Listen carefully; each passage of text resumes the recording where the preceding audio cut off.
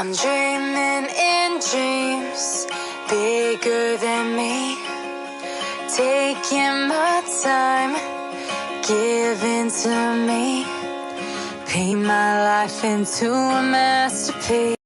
Hello everybody and welcome here. So today we will discuss about animal-like protist, that is protozoa.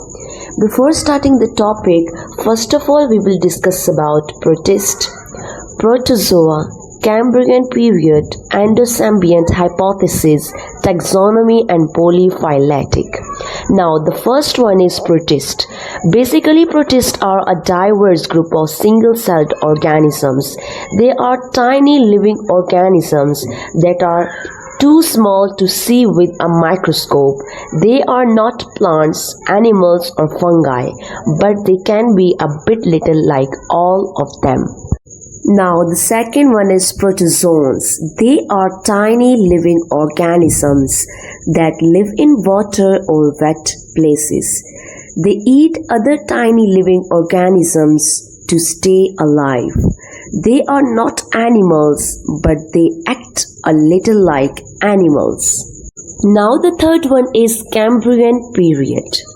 This period happens over 500 million years ago. It was the time when a lot of new animals first appeared in oceans. We call this period as the explosion of life in sea. Now the next is endosymbiotic hypothesis. A long time ago, tiny living organisms called cells lived on Earth.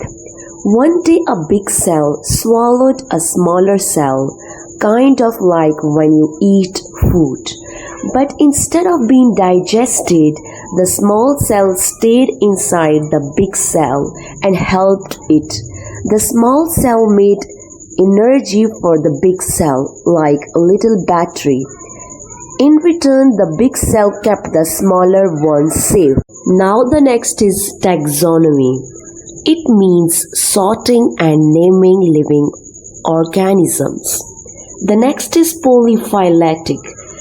It means grouping of living things that don't all come from the same family. Now animal-like protist, that is protozoa.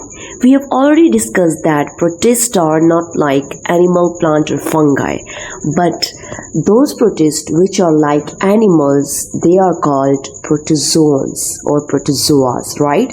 So we will discuss about it. So first one is evolutionary perspective. Evolutionary means something that happens slowly over a long time and help living things change and grow. It is about how animals or plants can change to live better in their world. Now the first one is fossil study of protozoans.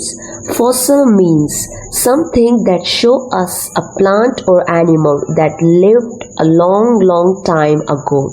It can be a bone, leaf, shell or even a footprint that turn into a rock. So the fossil record indicates that all protist and animal phyla were present during the Cambrian period. Cambrian period is about 550 million years ago, but only a few fossil evidence are available. Therefore, the scientists gather evidence by examining the structure and function of living species. Now, the next is origin of protists. Ancient archaea were the first living organisms on this earth. The archaea gave rise to the kingdom Protista about 1.5 billion years ago. The endosymbiont hypothesis explained the mechanism of this evolution of Protista. Most scientists agreed that the protists arose from more than one ancestral group. Now the next is taxonomy of protozoans. The zoologists recognize between 7 and 45 phyla of protists. These phyla have numerous evolutionary lineages. Therefore, the protists are polyphyletic. It means group of organisms involving separate origin are called polyphyletic. So kingdom Protista have two groups. Plant-like protists, that is algae, these are primarily autotroph. It means that make their own food. The next is animal-like protist, means protozoa.